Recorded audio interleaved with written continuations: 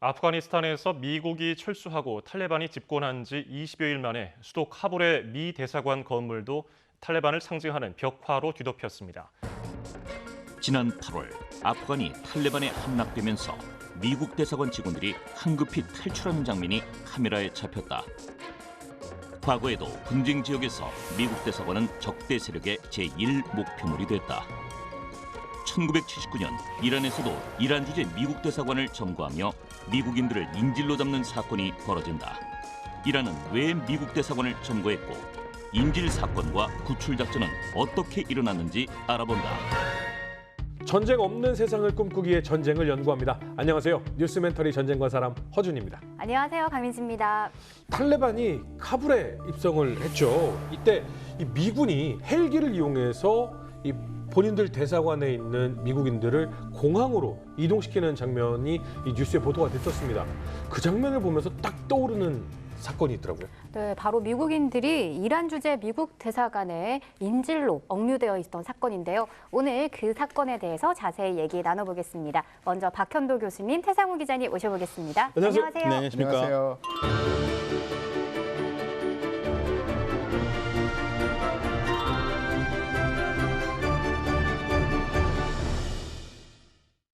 저희 시청자 여러분들이 또 저희를 너무 사랑해 주셔서 아프가니스탄 방송 이후에 교수님 너무 바쁘시셨다라고. 네, 제 이름이 탈레박으로 바뀌었습니다.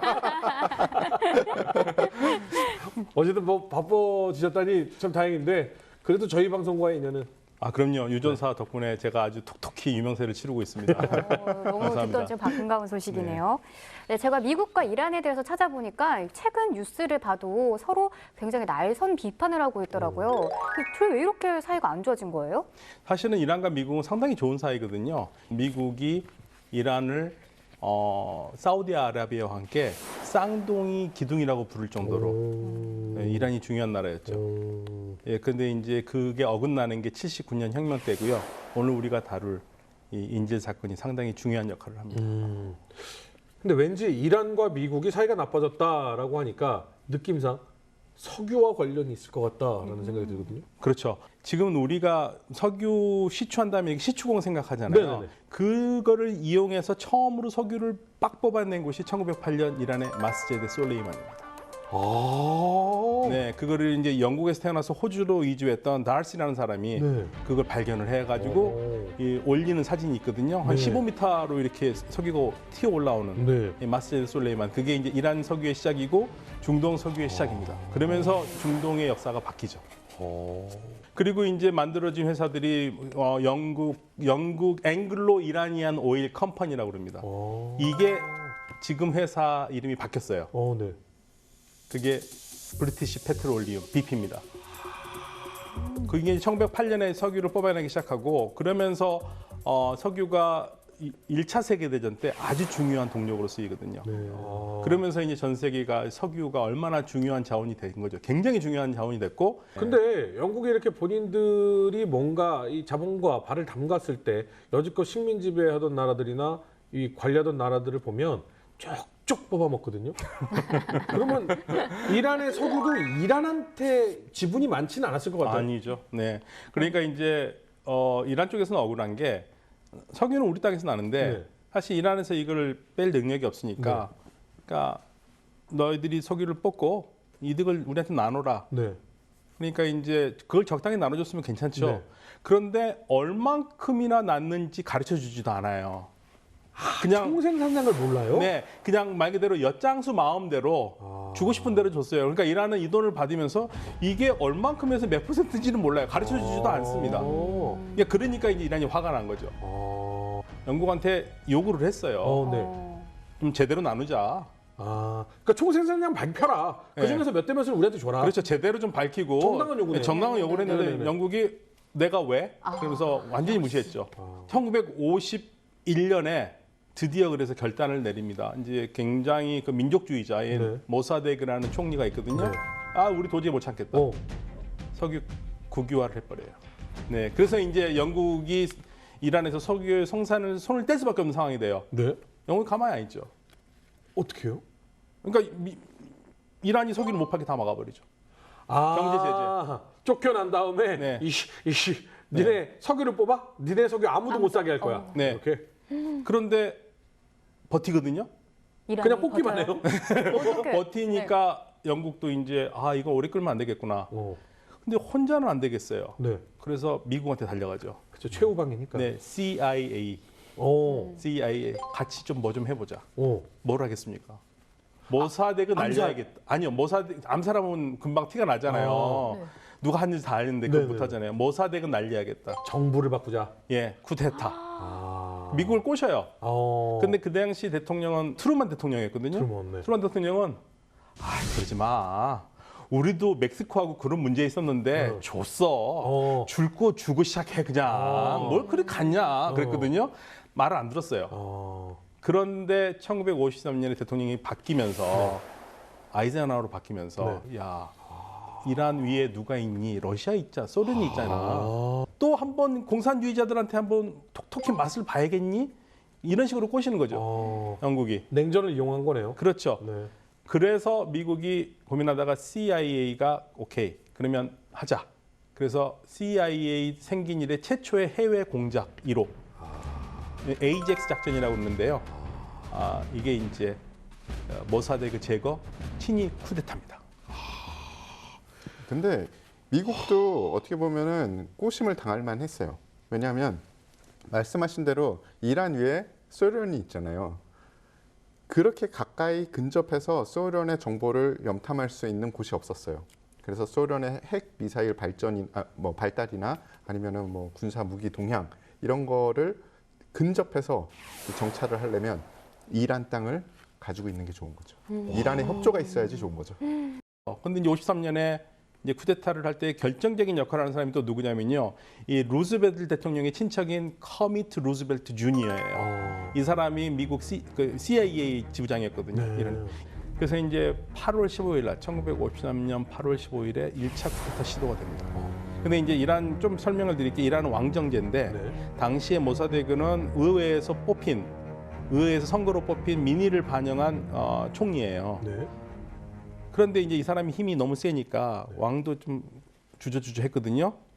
그런데 이 커미트 루즈벨트가 주니어가 뭘 요구하냐면 왕한테 해임을 해라. 해임 편지를 해라.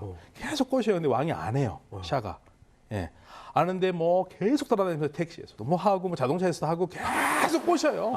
저희 무슨 그 코미디 프로 같은 거 보면 이렇게 화장실에서 일 보고 있는데 해야지. 이렇게 계속 그런 수준으로 하니까 샤가 편지를 주고 자기는 어떻게 합니까? 도망갑니다. 편지 주고 혹시 제거당할까봐 다른 곳으로 어디로 갈까요? 미국으로. 바그다드를 통해 가지고 로마로 도망가요. 로마요? 네. 뜬금없다. 예, 근데 편지를 전달하잖아요. 근데 모사덱은 알죠. 뭔가 모사를 꾸미고 있구나. 나를 쫓아낼 모사를 꾸미고 있구나 해가지고 편지를 오는데 당연히 해임장 안 받죠. 안 받고 그냥 체포해버려요. 편지 갖고 온 사람을 체포해버리고 쿠데타 징후를 해가지고 쿠데타를 이제 제압한다고 생각을 했어요. 8월 15일 날. 1차 쿠데타 실패합니다. 그래서 미국에서도 CIA에서도 너 돌아와라 그래요. 커미트 루즈벨트한테. 근데 커미트 루즈벨트가 잠깐만. 나는 한 번 더 할 거야. 그래서 2차 쿠데타를 시도해가지고 불과 4일 후인 8월 19일에 쿠데타를 성공합니다. 와, 원래 이런 거 한 번 걸리면 싹 잡혀 들어가고 그 세력이 거의 뿌리 뽑히는데 4일 만에 성공을 해요? 그러니까 모사데그가 방심했어요. 8월 15일 날 성공 막으니까 끝났다고 생각해가지고 그동안 자기를 지지자들 있잖아요. 그 사람들한테 이제 생업에 종사해라. 보낸 사이에 그냥 8월 19일에 그냥 정리돼 버린 거죠. 그래서 이제 왕이 돌아오죠. 이제 로마에 또 왕은 돌아오고. 그리고 정부는 완전 친미 정부가 들어서는 거예요. 그렇죠. 완전 친미 정부가 들어서고 그래서 왕이 돌아오자마자 하는 게 왕으로 돌아올 수 있는 건 우리 알라께 감사하고 그리고 이 커미트 루즈벨트 고맙다. 루즈벨트 주니어 감사하고 고맙다. 알라 신께 감사드리는데 본인은 교황청이 있는 로마에 있었어요. 그러면 이후에 정권은 그러면 어떤 정권이 들어서는 거예요? 어떤 정권이 들어서겠습니까? 친미를 하는. 그렇죠. 샤는 이제 미국 말 열심히 잘 듣죠. 샤는 국왕인데 샤가 그럼 정권까지 다 잡아요? 그럼요. 샤가 이제 그전에는 총리한테 눌렸었는데 이제 뭐 자기가 그래서 이제 쉽게 말하면 샤의 힘이 세지면서 독재로 가게 되는 거고 미국의 돈을 받아서 근대화를 하는 거죠. 이렇게만 얘기를 들으면 친미 정부가 들어서고 물론 국민들 사이에서 어떤 반미 정서가 있을 수는 있지만 정권을 잡은 상태고 별 문제는 없을 것 같다는 생각이 드는데. 네, 그러니까 그 당시에는 반미 감정은 아직 약하죠. 네. 근데 뭐가 문제가 되기 시작하냐면, 그러니까 이란이 석유만 많이 나는 나라이기 때문에 문제가 되는 거예요. 그게 왜 문제죠? 그러니까 석유 외엔 다른 게 없어요. 그런데 문제는 석유는 유가에 좌지우지되잖아요. 석유 파동. 그렇죠. 그러니까 73년에 제4차 중동정년 때 그 친이스라엘 정책을 세우는 나라에게 석유를 안 파는 바람에 유가가 확 올라갔잖아요. 그렇죠. 그러니까 미국으로서 놀란 거죠.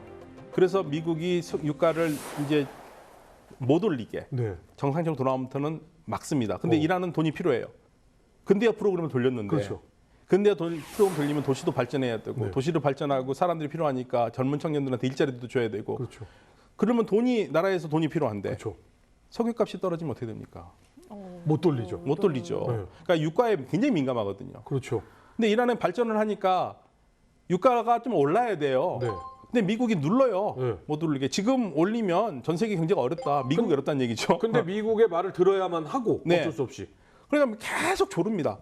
네. 그러니까 미국도 이게 좀 우방국이 이렇게 도르는데 그냥 안 오를 수도 없고, 그러니까 이제 내심은 올려주겠다고 76년 12월 달 도하 까따르에서 네. 오페크 회의가 열려요. 네. 그때 유가를 올릴 거라고 이란은 생각했어요. 네. 기대를. 네. 예, 미국은 두 자릿수는 아니더라도 한 자릿수는 올려줄 거라고 생각했어요. 네. 이란은 두 자릿수를 요구했거든요. 네. 네. 근데 미국이요, 작전을 썼습니다. 또 작전이 들어갔고. 네, 유가가 오르려면 감산이 돼야 되잖아요. 그렇죠. 그런데 그날 회의 자리에서 사우디가 우리는 무한 증산하겠다고 그랬거든요. 사우디하고 입을 맞췄거든요. 그렇죠. 그러면 이란은 이제 경제 파탄이네요. 그렇죠. 거기서부터 이란에 몰락이 시작된 거예요. 네. 그래서 사실은 이란 혁명의 주 원인은 미국이다. 이거 뭐 우리 뉴스멘탈 전쟁관 사람 즐겨보시는 분들은 당연히 아시겠지만 탈레반도 미국이 키웠는데 이란 망하게 한 것도 결국은 미국. 미국. 그렇죠. 결국엔 그 충격이 굉장히 컸습니다. 그리고 이제 경제가 어렵고 되니까 샤가 마음에 여유가 없죠. 그러니까 반대하는 사람들을 무자비하게 탄압하기 시작합니다. 비밀 경찰을 풀어가지고. 네. 그러니까 민심이 돌아서기 시작한 거죠. 아. 그러니까 마음에 여유가 없었던 거예요. 네. 그러니까 뭐 친미건 마든 그게 중요한 게 아니라 경제가 살리면은 넘어갈 수 있었는데 그렇죠. 이제 뭐 경제를 할 수 없는 게 없으니까 이란이 이제 궁지로 몰리기 시작하죠. 인심이 곳간에서 나는 건데 곳간이 비어버렸어. 그래서 이제 78년이 되면은 그 이제 화가 난 국민들이 석유 시설에부터 파업을 하기 시작합니다. 78년 10월달에. 네. 그러면서 이제 흔들흔들 되더니 결국에는 샤가 도저히 못 견디는 거죠. 데모를.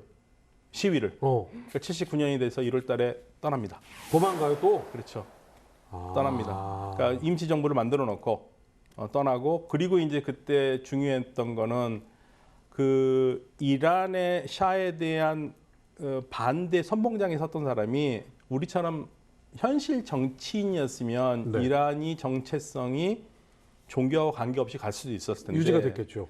그런데 이 샤가 63년에 백색 혁명으로 근대화 프로그램을 돌릴 때부터 강력하게 반대하고 나섰던 선봉에 섰던 사람이 호메이니 종교 지도자입니다. 종교 지도자가 혁명에 앞장선 주 그렇죠. 세력이었군요. 그런데 이제 꼴보기 싫으니까 네. 이 사람을 이란에 안 둔 거죠. 열광적인 그 환호를 받으면서 샤가 떠난 지 얼마 있다가 호메이니가 돌아오고요. 그러면서 이제 이란 혁명이 본격적으로 정점으로 가고 결국에는 왕정이 무너지는 거죠. 그래서 이란 혁명이 성공을 하고 이란이 세속 왕정에서 이슬람 공화정으로 바뀌어요.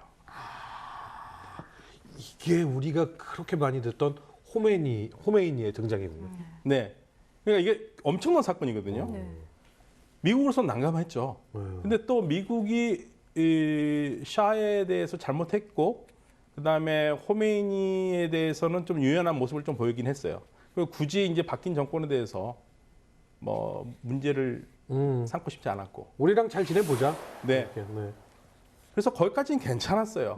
그래요? 예, 네. 거기까지는 그러니까 호메이니에 대해서 그렇게 나쁜 얘기도 안 했고 괜찮았는데 이제 정말 문제아가 하나 생긴 거죠. 샤를 어떻게 할 것인가. 호메인은 강력하게 데리고 와라, 처벌해야 되겠다라고 할 것 같은데. 그렇죠. 이란 사람 전체가 샤가 다시 돌아와야죠. 이란에.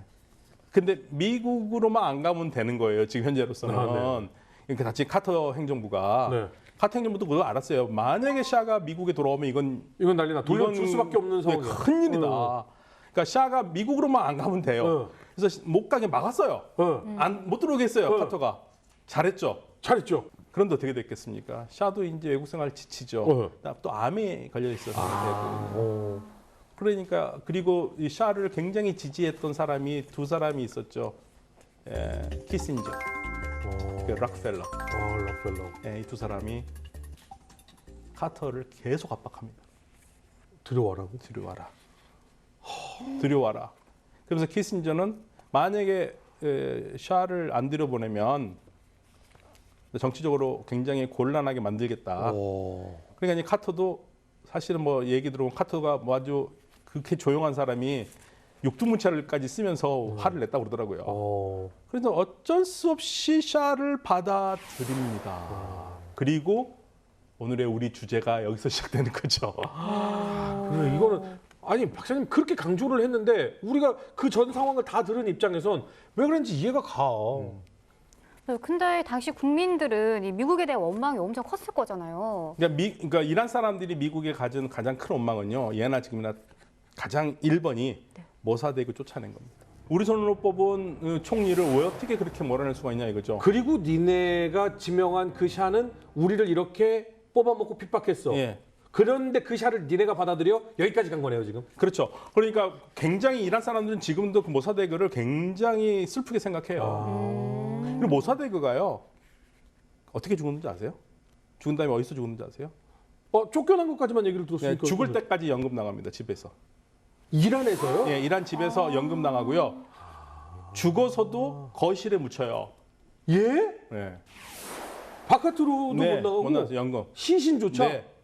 네. 굉장히 잔인한 거죠. 사실은 인간적으로 그러면 안 되죠. 이 이란 국민들이 가장 존경하는 그 인물을 그렇게 만든 샤는 도망을 갔고 그 사람들이 그렇게 분노를 하고 있었는데 그 사람을 미국이 받아들였고 이 상황에 이란 사람들은 분노하고 이거 사건이 나오겠는데요? 여기서 사건이 뭐가 터지겠는데? 그렇죠. 그 전에 또 한 가지 말씀드릴 것은 샤를 왜 그렇게 들여버렸냐가 궁금하잖아요. 근데 거기에는 일설에 의하면 이제 모종의 음모가 있습니다. 왜냐하면 이란이 왕정일 때 미국의 은행에서 돈을 빌려줬어요. 그런데 이제 왕이 바뀌었잖아요. 이거를 지금 막지 않으면 이 돈을 갖다 쓸 수 있잖아요. 그러면 그거를 못하게 하려면 미국 정부가 그 계좌를 동결시켜야 되죠. 근데 그냥 동결시킬 수는 없지 않습니까? 그러니까 문제를 만들어야죠. 일부러? 샤가 들어오면 이란 난리 날 테고. 그렇죠. 그러면 정변이 일어나면 미국이 막을 수밖에 없다. 계좌를. 와 이거 진짜 치밀하다. 예, 그러니까 개인적인 그 금전의 욕망이 국가의 대사를 그르친 아주 대표적인 케이스입니다. 그 설이 맞다면. 이거는 설이라는 거죠. 설. 네네. 그래서 결국은 사건이 터지죠. 터져서 샤가 들어오고. 그 카터도 아주 부드럽게 예전의 입장을 바꾸면서 뭐 암 치료 때문에 들어왔다고 공색한 변명을 했지만 그거를 받아들일 이란 사람들은 없죠. 이제 문제는 이란의 아주 극렬한 학생 운동권 사람들이 미국 대사관을 몰려갑니다. 대사관 앞으로 갔다. 네. 그건 종종 세계적으로도 그런 일이 있죠. 가서 뭐 돌을 던지거나 뭐 이렇게 뭐 구호를 외치거나. 거기까지 했으면 좋은데 들어갔어요. 대사관 안으로? 앞에 군인들이 지키잖아요. 군인들이 이미 문을 닫고 안으로 들어가 버렸고 왜냐하면 거기서 발표를 하긴 어렵잖아요. 그러면서 자그마치 그 대사관에 있던 사람들이 전부 다 인질로 잡힙니다. 근데 우리가 생각하는 뭐 데모 시위라고 생각하면 뭐 맨손으로 혹은 뭐 프랭카드 같은 거 하나 들고서 돌멩이나 집어던지는 그런 수준이라고 생각을 하시잖아요.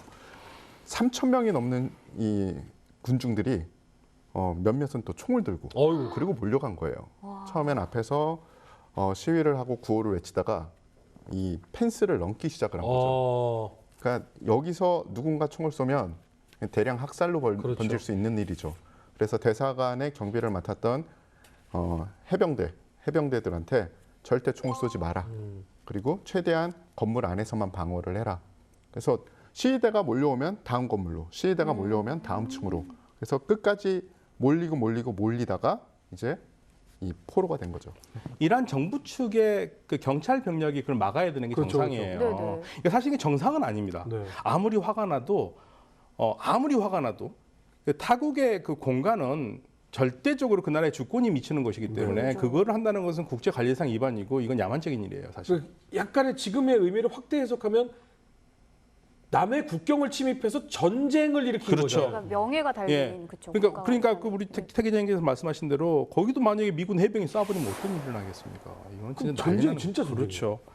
대사관이 이쪽에 있다고 하면은 몇 블럭 떨어져서 이란 외교부 건물이 있었어요. 네. 그래서 외교부에서 업무 보던 사람들은 거기서 잡혀 있고, 그리고 대사관에 있던 사람은 또 대사관에서 억류되고, 그래서 인질들이 두 곳에 나눠서 억류가 되는 사태가 벌어진 거죠.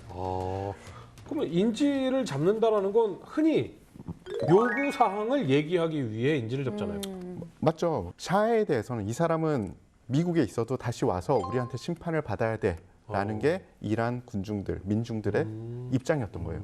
근데 미국에서는 조금 전에 말씀한 것처럼 아니 이게 국제는 법규가 있고 질서가 있는데 아무리 그렇다고 해도 주체도 모호한 세력 3천 명이 우리 대사관이면 우리 땅인데 그거를 무단으로 넘어와서 우리 국민들을, 대사를 포함해서 우리 국민들을 인질로 잡고 지금 우리한테 감나라 대추나라에 이게 말이 돼? 그래서 양쪽이 어느 선에서 타협을 해야 되는데 타협할 수 없는 선에서 서로 이야기를 하는 그런 상태가 됩니다. 이게 엄마 아빠가 싸워도 제일 어려운 게 엄마 말 들어보면 엄마 말도 맞고 아빠 말 들어보면 아빠 말도 맞을 때가 제일 힘든데 지금 이런 상황이네요. 근데 사실은 주권 국가의 그 대사관을 침범한다는 것은 굉장히 이거는 국제법 위반이고요, 사실은. 네네네. 그리고 사실 미국이 이거를 굉장히 불쾌하게 생각한 이유는 미국 대사관이 공격받은 최초의 케이스예요. 그리고 그 다음에 우리가 보면 뭐 알카에다 공격, 뭐 헤즈볼라 공격 이런 것들이 그 이후에 나온 것들이거든요. 선례를 만들었구나. 네, 선례가 되니까 이제 더더욱 그런 미국으로서는 그러니까 미국인이 생각하는 제일 최악의 그 이란과의 미국과의 관계는 대사관 인질 사건이고요. 이란이 생각하는 것은 모사데그 총리 쿠데타 제거.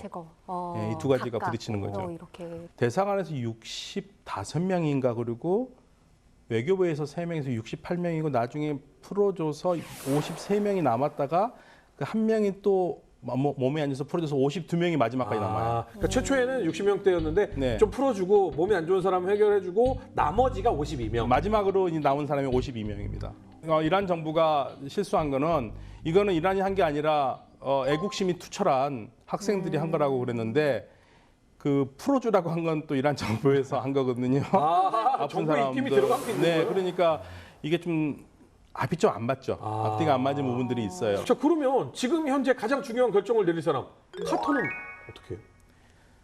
카터는 이제 이때부터 고민스럽죠. 네. 근데 카터가요 평화주의자잖아요. 네. 이 사람은 이 인질을 구출하는 작전을 하면 인질이 분명히 다칠 거다. 네. 본인이 또 군인 생활을 해봤잖아요. 네네. 그래서 무력을 쓰는 걸 극구 반대했어요.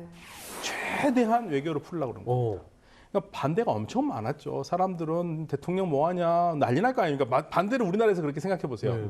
뭐 한 3일은 괜찮지만 이제 4일부터 일주일 지나면 뭐 하냐 정부는 이렇게 나올 거 아니에요. 근데 카터는 그걸 몇 달을 견딥니다. 몇 달을요? 몇 달이요? 네. 그 인질이 지금 잡혀 있는 게 몇 달이 지났어요? 네. 그러니까 11월 달에 인질이 잡히는데 12월이 돼도 1월이 돼도 2월이 돼도 3월이 돼도 뭐 움직임이 없어요, 정부가. 그래서 미국 내부의 불만은 정말 가면 갈수록 쌓이게 돼요. 그러겠네. 미국도 강성인 주가 있습니다. 네. 뭐 텍사스 뭐 이런 주. 남부. 네, 거기서는 그냥 우리 카보이들 한 50명 보내줘 우리가 다 구해올게. 그래서 막 카보이 모자 쓰고 성조기 흔들면서 시위를 하게 됐고요. 네. 그래도 정말 카터라는 인물은 재미난 인물인 것 같아요. 본인은 해군 사관학교를 졸업하고 잠수함에서 근무했던 어떻게 보면 전쟁에 박식한 사람이에요. 네. 전쟁과 군대 문화에.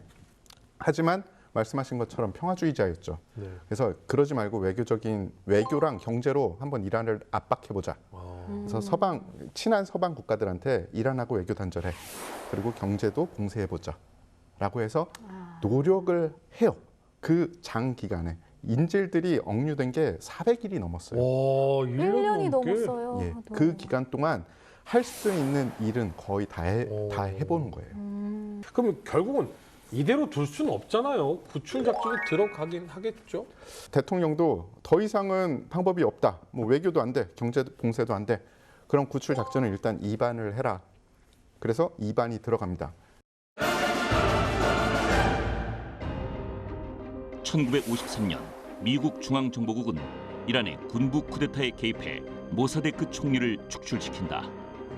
이후 이란에는 친미 정권이 들어서게 되고 이란 군중에게 반미 감정의 뿌리가 자리 잡는다. 1978년 대규모의 반정부 시위가 발발하자 국왕은 이란을 떠나고 미국은 고심 끝에 그를 받아준다. 이란 군중은 국왕의 송환을 미국에 요구하지만 거부당한다. 성난 군중은 이란의 미국 대사관을 점거하고 52명의 미국인을 인질로 잡는다. 지미 카터 미국 대통령은 인질 구출을 위해 특수부대 델타포스의 독수리 팔톱 작전을 승인한다. 그때 당시에 이제 따끈따끈한 미국의 최정예 특수부대가 있었어요. 델타라고 하죠. 그래서 델타가 어떻게 작전을 짜야 되지라고 고민을 하게 되죠. 그러면서 지상군 병력은 어디에서, 그리고 항공 세력은 어디에서, 해군은 어떤 역할을 했으면 좋겠다라고 작전을 원안을 만든 다음에 작전명을 독수리 발톱 작전이라고 붙이게 됩니다. 근데 당시에는 특수 작전을 수행하려면 꼭 있어야 되는 지원 부대들을 통솔하는, 그러니까 뭐 통합 특수전 사령부 이런 게 없었어요. 뭐 요새는 제이속이라고 부르는데 네. 그런 데가 없었기 때문에 만약에 이런 작전을 해야 된다. 그러면 뭐 필요해? 공군에 항공기가 필요합니다. 그래, 그럼 공군에서 이 항공대 하나 와. 또 뭐 필요해? 해군에 항공모함이 필요합니다. 그래? 그럼 해군 관련자와 또 뭐 헬기, 헬기 필요한. 그래. 그러면은 헬기 저공 비행 누가 잘하니? 해병대입니다. 해병대 와. 이렇게 해서 TF로 만들었어요. 그러니 이게 통솔이 잘 되기도 힘들고 네네. 서로 뭐 손발을 맞춰본 적이 없잖아요. 컨트롤 타워가 없는 거네. 그렇죠. 그런 와중에도 작전은 이제 점점 이 기한이 완성이 돼가는 그런 시점이 되는 겁니다. 근데 이란 자체가 그 좀 진입하기가 쉽지는 않은 지형 아닌가요? 어렵죠. 그러니까 이란이라는 나라는 우리가 보통 이란 고원이라고 그러거든요. 네. 해발 1000m가 넘어요. 숨쉬기 쉽지 않다고. 예, 그래서 높은 지대에 있거든요. 네. 높은 지대에 있고 그다음에 산으로 둘러싸여 있어요. 그러니까 접근이 어려워요. 더군다나 대사관 위치는 도심에 있어요. 이게 좀 근데 우리로 치면 광화문 미국 네. 대사관처럼 그런 데 있으니까 사람들이 많이 다니는 데예요. 헬기 뜨면 다 그렇죠. 이게 이제 구출 작전이 쉽지가 않습니다. 네, 굉장히 어려운 상황인데 지금 작전은 지금 자꾸만 산으로 가고 있어요. 어떤 것들이 필요한지는 결정을 했고, 그리고 그것을 어디서 발전시킬지도 대강은 결정을 한 거예요. 그랬더니 지상 병력들은 수송기로 해서 이제 모종의 장소로 보내고, 그리고 해상에서는 니미츠 항공모함에서 헬기를 발전시키자. 이런 대강의 아이디어는 나왔습니다. 그럼 연습을 해야 되잖아요. 네. 연습을 사막, 그러니까 이란하고 좀 비스무리한 사막인 네. 아리조나 유마 사막에서 군기지에서 비밀리에 훈련을 해요. 작전에 어떤 게 필요한지 살펴봤더니 일단은 수송기가 6대가 필요합니다. 6대 중에 3대는 병력과 장비를 나르는 수송기고요. 나머지 3대는 헬기들을 사용을 해야 되니까 재급유를 해야 되거든요. 헬기는 항속거리가 길지 않잖아요. 그래서 연료를 잔뜩 세워 수송기였어요. 그리고 헬기는 헬기를 몇 대를 동원해야지 그 억류된 그 인질들을 다 구출해서 데리고 나올 수 있을까 했더니 일단은 헬기 기종은 RH-53 정도 좀 큰 헬기여야 되고 최소한 5대는 있어야겠습니다 라고 이야기를 해요. 그랬는데 5대? 아닌데. 그래서 지휘관이 아니야, 6대는 있어야 돼 라고 이야기를 합니다. 그래서 6대로 해서 기한을 위로 올렸더니, 그러니까 뭐 국방부 이쪽이겠죠, 올렸더니 6대는 부족할 것 같아, 7대로 하자. 왜냐하면 중간에 고장나는 게 있다니까. 그래서 7대로 했습니다. 그래서 이 대통령한테 또 보고를 했죠. 수송기는 6대고 헬기는 7대 정도면 될 것 같습니다 라고 했는데, 대통령이 잠수함에서 근무하셨잖아요. 잠깐만, 헬기가 고장이 잘 나. 그러니까 한 대 더. 헬기는 8대 보내. 뭐 레이스야. 그래서 그런 식으로 작전을 다 네. 짰어요. 지상 병력은 델타, 그린벨에 레인저가 가고. 오. 네. 그래서 최정의 병력들 그리고 우리가 지원할 수 있는 최고의 이 자원들을 투사를 한 거죠. 그래서 작전이 개시가 되면 네. 수송기는 오만 쪽에서 이제 발진을 해서 데저트 1이라고 불리는 곳에 이제 먼저 당도를 하고 그리고 시간을 맞춰서 니미츠 항공모함에서 아까 말씀드렸던 8대의 헬기가 이륙을 해서 그 데저트 1에서 합류를 하는 게 원래 큰 작전 계획이었어요. 네. 그러면 거기서 헬기들을 재급유를 합니다. 재급유를 하면 헬기들이 다시 데저트 2라는 곳에 가서 이제 병력들을 내려놓고 그 병력 중에 일부는 이 지상에서 우리가 그 사용해야 되는 그런 장비들 그런 것들을 이제 획득을 하고 그리고 헬기들이 이 퇴출을 하기 위한 다른 지점까지 이동을 하고 그리고 병력들은 지상 이동 운송 수단이죠. 그러니까 트럭들에 분승을 해서 지상 병력들은 일개 조는 외교부 건물을 타격하고 다른 또 하나의 조는 대사관을 타격을 해서 인질들을 다 구조를 하는 거죠. 그러면 일부 병력들이 그 바로 옆에 축구장 같은 게 있습니다. 그 축구장을 확보를 하면 헬기들이 모처에 은신하고 있던 헬기들이 축구장으로 와서 그 병력들과 인질들이 다 축구장으로 와가지고 헬기에 탑승을 해서 그 이란군이 옛날에 쓰던 활주로가 있습니다. 그거는 또 따로 확보를 해야 되는 거예요. 그래서 확보를 해놓으면 그 헬기들이 거길로 가서 이제 사우디에서 이륙했던 수송기가 거기에 내리면 그 수송기를 타고 퇴출을 하는 거예요. 말만 들어도 너무 복잡하죠. 예. 복잡합니다. 네. 문제가 생길 소지가 너무 많아요. 그 변수가 엄청 많을 것 같은데. 네. 근데 이제 8대잖아요. 근데 여기서 간과한 게 하나 있었습니다. 뭐요? 뭐요? 이 아라비아 지역에 나오는 하부브라는 게 있어요. 하부브가 뭐냐면 모래폭풍이에요. 모래폭풍. 그거는 계산을 못했던 거죠. 너무나 날이 좋아서 그날 출격할 때 예보대로 너무 날이 좋아요. 4월 24일 날 출격하거든요. 네. 그러니까 작전 계획은 1월 달부터 세우는데 네. 이제 실질적으로 시작하는 건 4월 24일 날 이제 그 야음을 품어서 하는 건데 네. 날이 너무 좋아요. 환상적이었대요. 어. 그래서 가는데 뜻하지 않는 모래폭풍을 만납니다. 모래폭풍. 앞이 보이지가 않아요. 그 어떻게? 그러니까 이제 뚫고 가야 되는 거죠. 그런 건 이제 예보에 안 나오나 보죠? 그렇죠. 그러니까 자주 일어나는 건데 하필이면 이제 그때 일어난 걸 잘 몰랐던 거죠. 이 모든 그 중동 국가나 이 사막 지형을 안 가본 많은 군대가 가장 무섭고 힘든 건 모래폭풍이라고 얘기를 하니까. 그래요? 네, 그래서 UAE 있잖아요. 아랍에미레이트의 그 국민들의 건강에 가장 나쁜 게 뭔지 아세요? 천식이 제일 많거든요. 1년에 2-3번은 모래폭풍이 엄청나게 불어요. 예, 그래서 이 기관지들이 안 좋습니다. 그래서 K94 마스크를 쓰시면 천식을 예방할 수 있습니다. 게다가 당시에는 GPS 시스템도 없었어요. 자, 그러면 일단은 날랐어요. 모래폭풍 떴어요. 그래도 작전 개시가 시작이 된 거잖아요. 그렇죠. 이제 문제가 그렇게 모래폭풍이 나면 이게 갈 수 있겠다 없겠다 하면 교신을 해야 되잖아요. 네. 근데 교신을 하면 저게 탐지가 되기 때문에 다 네. 끄고 간 거예요. 네. 그래서 이제 나중에 결정적으로 보면 25분만 더 가면은 네. 모래폭풍을 벗어나는데 네. 결국엔 회항하죠, 하나는. 회항하는구나. 그리고 총 2대가 못 갑니다.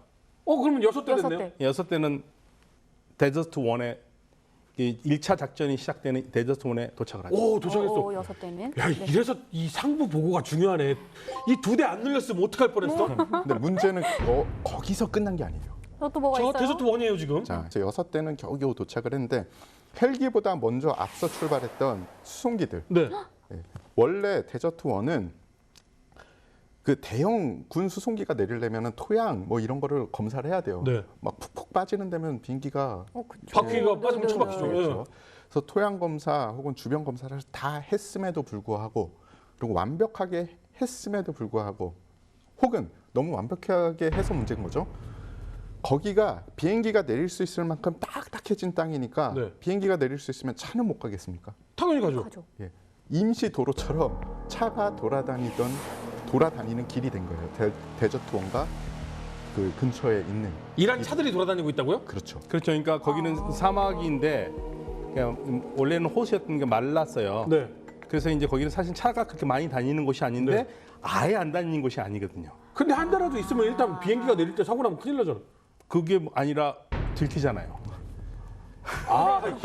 그게 이란 차가 일반 차가 아니라 군인 차일 수도 아니 있는 군차일 수도 있고 버스도 있고 그런데 아. 실질적으로 도착을 했는데 그래서 수송기들이 내려서 그 지역을 확보를 했습니다. 네. 네. 확보를 했는데 저 멀리서 불빛이 오는 거예요. 어. 뭐지?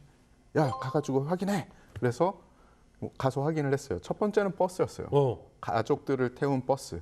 그래서 일단 억류를 했습니다. 네. 가서 말할 테니까. 네, 억류를 해서 야, 이거 어떡하지? 풀어줄 수도 없고. 그래서 이제 일단 작전 성공 억류하자. 때까지라도. 예. 그러고 있는데 조금 뒤에 또 다른 불빛이 오는 거예요. 더 큰 불빛이. 오. 가. 그래서 다시 이 경계 요원이 갔죠. 경계 병력이 간 거죠. 그래서 처음에는 위협 사격을 했습니다.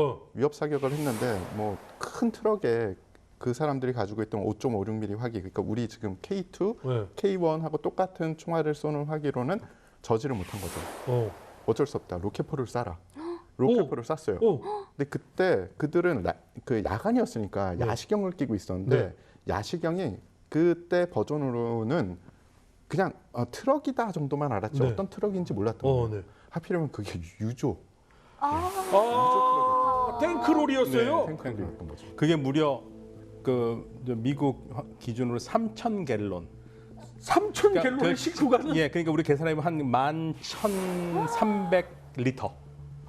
11,300리터. 예, 주유소 하나 날아가는 거죠. 와, 그랬더니 로켓포를 맞고서 뽕 하고 이미 이제 들켰겠네요. 불이 났겠죠. 후속하는 헬기들이 이제 모래 폭풍 겪고 그러면서 막 망신창이가 돼서 한 대 한 대 여기저기서 왔잖아요. 그 사람들도 우리가 착륙할 때쯤에 야시경을 껴야 되라고 생각을 하고 왔는데 야시경이 꺼지는 거예요. 그 불빛이 너무 밝아서. 탱크롤이가 11,000리터가 터지고 있는데. 그 야시경을 벗고 착륙을 해야만 할 정도로 불이 밝았던 거예요. 또 다른 문제는 첫 번째 탱크롤리를 그 로켓포로 쏴서 저지했잖아요. 근데 운전자가 도망간 겁니다. 운전자가 후속하던 다른 탱크롤리가 있었거든요. 글로 도망가서 그 탱크롤리를 타고서 현장을 이탈했어요. 그러니까 증인이 생긴 거죠. 네.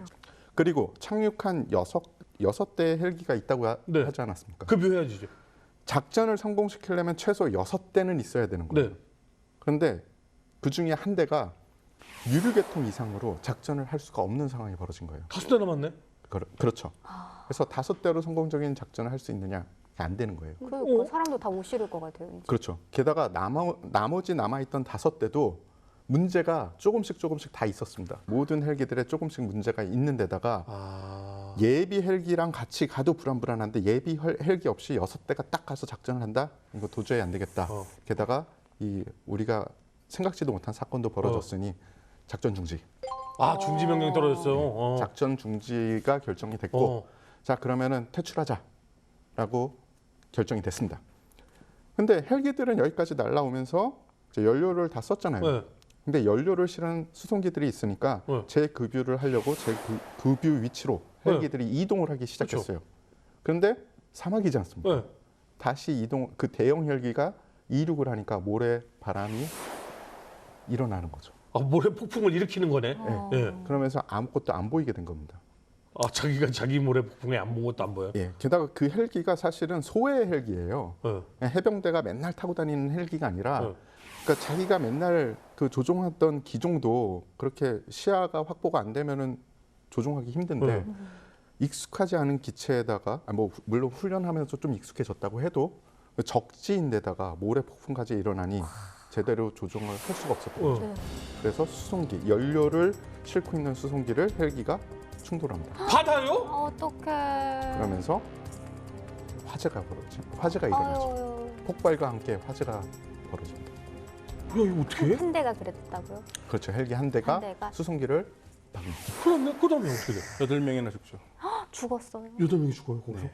8명이나 목숨을 잃습니다. 나머지 4대인데 지금 기름은 없잖아요. 그렇죠. 그러니까 어떻게 하겠습니까? 놓고 가야죠. 또 다른 문제가 있었어요. 헬기들이 재급유를 받아야 되는 이 위치에 서 있었잖아요. 네. 그럼 가까이 붙어 있다는 겁니다. 헬기 한 대와 수송기가 폭발이 일어났죠. 파편들이 다 어디로 튀죠. 갔어요? 헬기로 간 거예요. 네. 그래서 헬기들이 겉으로 보기엔 멀쩡하지만 운항을 할 수 없는 그런 상태인 거예요. 혹은 운항을 해도 얼마 안 가서 문제가 생길 수 있는 상태인 거죠. 어떻게 해지? 어떡해요? 헬기는 버려. 그냥 수송기를 타고 다 수송기 타? 수송기를 타고 퇴출하자. 그래서 야, 그러면은 퇴출할 때 헬기들을 다 파괴를 시키고 그리고 8명 죽은 사람들을 그래도 시체라도 가져와야 되지 않냐. 시체라도 확보를 해서 데려와야 되지 않냐라는 그런 질문이 있잖아요. 근데 이 작전이 벌어진 것은 적진이었어요. 네. 그리고 시간이 계속 그런 일련의 사건들이 진행이 되면서 시간은 점점 갔죠. 네. 미군이 야간에 작전을 한 이유는 이랑군이 야간 작전 능력이 그때는 없었어요. 뭐 야시경이나 이런 게 없었던 거예요.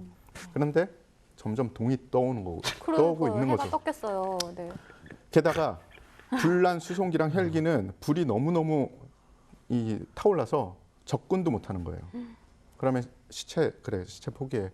왜냐하면 이란 지원군은 벌써 오고 있었고, 그렇겠죠. 네, 이란군은 오고 있었고, 그러니까 거기서 더 버티고 있으면 희생이 더 나는 거죠.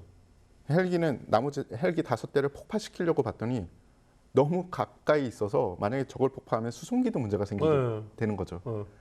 그냥 수송기 타고 퇴출하자. 그래서 시체도 버려두고, 그러니까 전우의 시체도 놔두고, 헬기도 놔두고, 그냥 몸만 빠져나오게 됐고. 와. 미군 자체도 동료의 시체를 버린다는 건 있을 수가 없는데 미 해병 그 중에서도 최정예 델타포스 레인저 이런 부대가 동료의 시선을 놓고 올 정도였으면 아마 그때 참담하면 뭐 이루 말할 수가 없을 텐데 자 일단 작전은 실패를 했습니다. 네.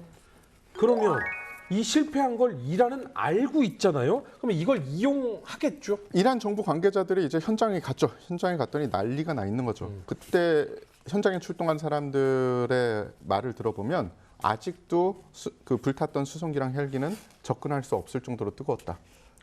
그리고 시체들은 나뒹굴고 있었고 그리고 헬기들은 자신들이 보기에는 전혀 문제 없는 상태로 놓여 있었다. 전혀 문제 없진 않았고요, 사실은. 그래서 현장에 있던 미군의 사체들 8구조 그걸 끌어내서 이제 그걸 보여주는 거예요. 미군이 이런 짓을 불법적으로 행했다. 그래서 이게 바로 미군들이 한 일이니 전 세계에 봐라. 생중계를 내보냅니다. 전 세계의 개망신을.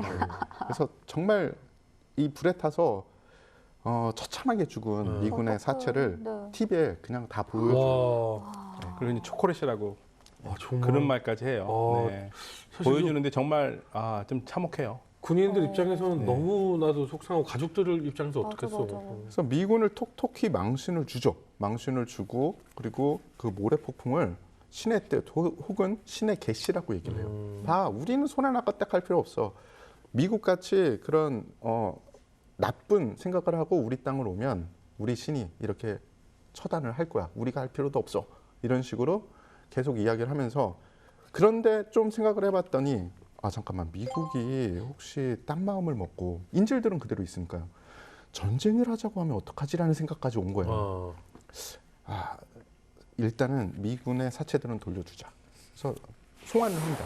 송환을 하고 좀 나이스한 제스처를 보여주면서 한편으로는 그때 망실을 입었던 이 유조차 값도 받아내요. 자기네 유조차도 아니면서 유조차 배상금도 받고 버스에 대한 배상금도 받습니다.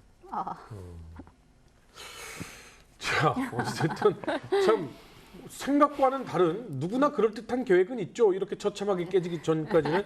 그래서 계획은 실패로 돌아갔습니다. 자, 그런데 가장 중요한 건 이 사건이 일어난 이유가 뭡니까? 인질들 맞아요. 때문이에요. 그쵸. 대사관. 어떻게 돼요? 어떻게 됐어요? 그때가 또 어떤 때냐면요. 대통령 선거 때입니다. 카터 대통령 재선을 눈앞에 둔 때였어요. 될 리가 없죠. 카터 대통령이 될 리가 없습니다. 패배하죠. 레이건 대통령한테. 또 강한 미국을 주장하는 또 대통령이고. 네, 그렇죠. 계속 그 카터 대통령 궁지에 몰렸거든요. 네. 작전 계속 실패하고 그래서 이제 그 당시 우리는 리건이라고 그랬었습니다. 신문에서. 리건 대통령이라 나중에 레이건으로 바꿨는데요. 네, 레이건 대통령이 들어서면서 이제 마무리가 되죠. 레이건 대통령이 승리하는 날. 그러면 어떻게 마무리가 돼요? 아니 지금 카터는 그렇게 외교적으로 하고 444일 걸려도 못했는데 레이건은 어떻게 해결해요? 어떻게 해결했겠습니까? 그러니까 이제 이란으로서도 더 이상 부담스럽고 444일 동안 데리고 있는 그 인질을 잡고 있는 게 사실은 그게 정상적인 아니잖아요. 그것도 미국 인질이에요. 네. 그래서 레이건 대통령 정상과 함께 풀어줍니다. 그냥 풀어줘요? 이란의 이 강경파 그 학생들이 미국 대사관에 들어가서 인질을 잡은 게 1979년 11월 4일이거든요. 그런데 여러 작전도 실패했고 결국에는 미국이 끄집어내오지를 못했는데 결정적으로 계기가 마련된 것은 1980년 9월 22일에 이란 이라크 전쟁이 일어납니다. 이라크가 선제 공격으로 전쟁을 시작하거든요. 그러니까 이란으로서도 굉장히 부담스러운 상황이 되거든요. 미국은 당연히 이라크 편에 완전히 붙었고요. 모든 작전을 다 미국이 제공을 했으니까요.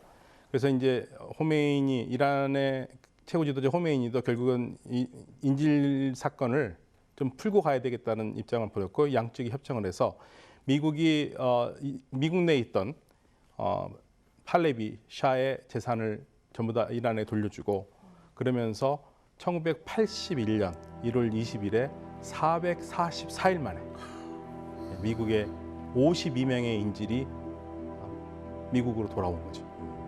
2년이에요, 횟수로. 그렇죠. 2년이 되죠. 그러니까 그 동결 재산, 그러니까 이 팔레비가 가지고 있었던 그 미국에 있는 재산들 이란한테 싹 다 돌려줘요. 풀어주고 그러한 조건들로 해서 이제 인질 맡겨하는 거죠. 쉽게 말하면. 샤도 돌려줘요? 아니요, 샤는 이미 죽었습니다. 이미 죽었어요?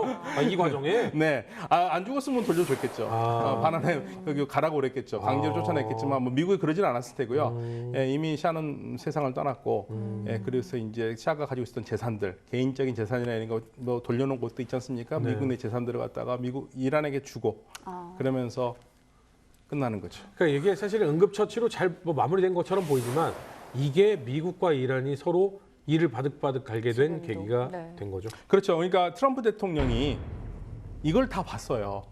민감한 청소년기, 그 청년기 때. 그러니까 이거를 본 사람들이라면 이란에 대해서 좋은 생각을 가질 수가 없습니다. 그렇죠.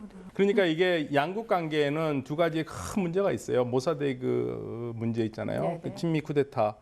그거를 2000년에 들어와가지고 얼브라이트 미 국무장관을 지냈던 그분이 사실은 사과성에 굉장히 강한 발언으로 미국이 이란의 민주주의를 퇴행시켰다라는 것을 얘기를 했는데 아직까지 반대급부로 이란은 이 인질 사건에 대한 얘기는 없어요. 좀 유감을 표현하면 이제 서로 좀 좋아질 수가 있을 텐데 아직까지는 그런 건 없었습니다. 그러니까 아무리 뭐 잘 만들어진 영화, 뭐 드라마 이런 것들이 역사적 사실 앞에서는 비할 수 없는 작은 일인 것 같아요. 와, 엄청난 일을 오늘 배웠네요. 네. 오늘 이란과 미국의 관계 그리고 독수리 발톱 작전에 대해서 들어봤습니다. 마지막 정리 말씀 부탁드립니다. 사실은 이란과 미국은 그 어느 나라보다 친할 수 있는 나라였고 친했던 나라인데 역사적인 그 불행, 그러니까 모사드의 그 친미 쿠데타로 제거한 거 그리고 이란의 미국 대사관 인질 사건 때문에 양국은 더할 날씨 좋은 관계에서 최악의 관계로 떨어졌거든요. 앞으로 좀 두 나라가 굉장히 좀 안 좋은데 어려움을 좀 서로 봉합하고 좋은 관계로 나갔으면 전 세계가 행복할 것 같습니다. 독수리 발톱 작전을 미군 내에서는 가장 성공한 실패라고 합니다.